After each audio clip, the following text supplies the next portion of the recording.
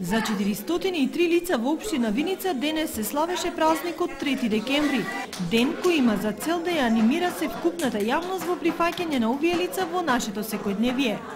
Денот е потсетување за она што беше направено за нив во изминатиот период, но и да им се даде можност уште еднаш да ја разбудат нашата совест во севкупното нивно соочување со препреките. Децата од дневниот центар беа домаќини на заедничка дружба со своите врсници од Делчево и Берово. Малку песна, малку забава и игра, сите заедно да ги споделат своите чувства, затоа што тие најдобро се разбираат едни со други.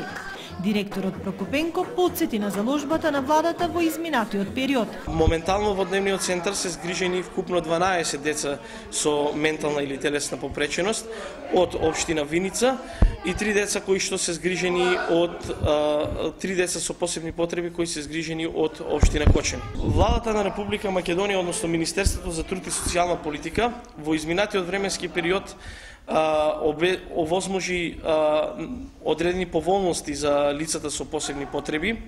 Најпрвин за лицата корисници на правото на посебен додаток им овозможи бесплатно користење на правото на одмор и рекреација. Сега е актуелно правото на земување кое што ќе го реализираме, односно сите центри ќе го реализираат за време на зимскиот распуст. Од 1.7.2012 година, согласно измените и дополнувањата на Законот за социјалната заштита, е воведено и правото на мобилност и слепило, што значи уште една бенефиција, уште еден бенефит за лицата со посебни потреби.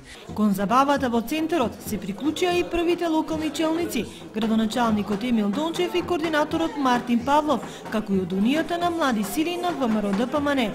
Во Виница, според последните податоци од центарот, има 146 лица со интелектуална попреченост, 21 лице со умерена, 35 со тешка попреченост, 27 со комбинирани пречки, 44 се хронично болни, 13 лица се со пречки во видот, 12 се со пречки во слухот и 9 се сместени во демиркација.